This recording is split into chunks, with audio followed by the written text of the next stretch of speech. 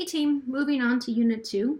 I just want to discuss the assignments that you have. There are two so far, and address any questions that I have received via email about these assignments. So the first is getting to know the library. This is really a critical skill that you're going to use in this class and in every class.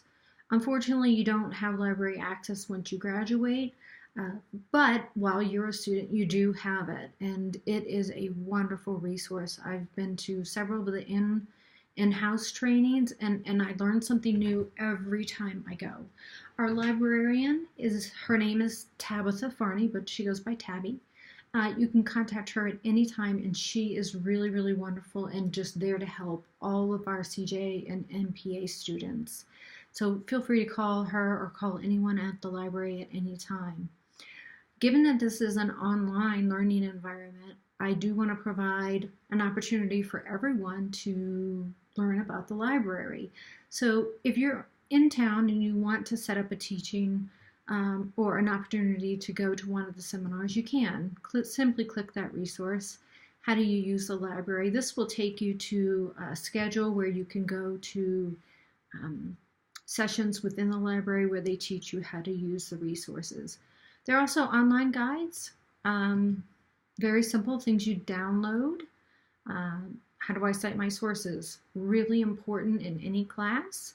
But going back, I think the most important for our online learners are going to be the video tutorials. I'm not going to click one because they start talking and then you can't hear me, but these are really, really critical to being able to find the information that you may need. Why do you need it? Well, I may find an article that I want you to read, and I may tell you the name of the article, and you have to go find it, or I may give it to you. But there will also be times when you need to find additional resources for the course for your assignments, and that will be something that you'll probably have to do through the library. Let me say right away, Wikipedia is not a resource. Sometimes Wikipedia does have resources at the very end, and you can link to those and see if they're legit.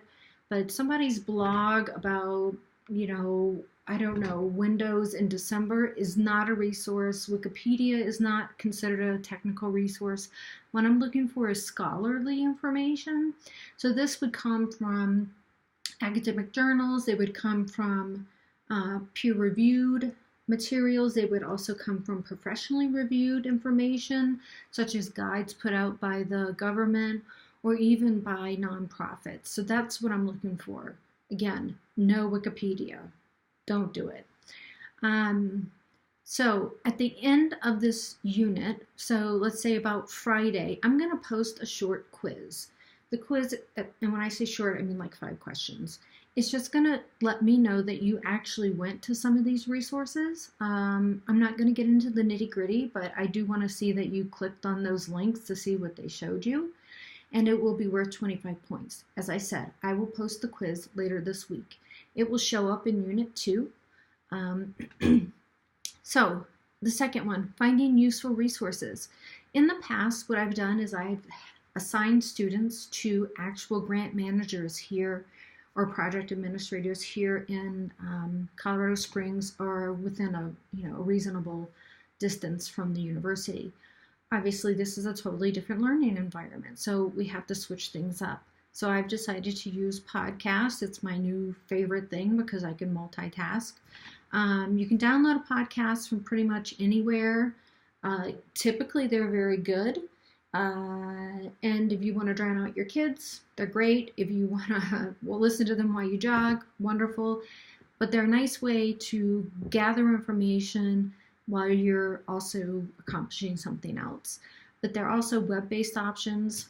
There are some blogs that are, I would say, reputable, and you can certainly use those. But you need to find your own, something that's going to help you. As you know, we don't have a book in this class. And I chose that because I used the book last time. The students disliked it. I didn't think it was really worthwhile, and it was very, very expensive. So I thought, let's see what we can do. Let's find our own resources. So this is a way we can build a sort of a knowledge base for this class and for other classes. So everyone has to do this, and they have to share it on the thread. So if you go to Unit 2, you're going to see all of the stuff you just saw. Getting into the library, finding useful resources. This I will click on. As you can see, many people have already responded. The only thing I ask is please don't use the same one that someone else has used. So if you, in order to do that, you have to actually read other people's. So please do look through those. You can respond.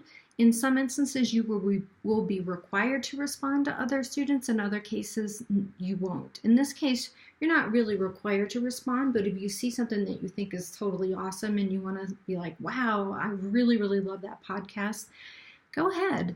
That would be great. I mean, I'm really all in favor of positive reinforcement, and I myself try to respond to every discussion post by every student. So that's Unit 2. And I will be posting one final video, and that will be on some just general information about the class.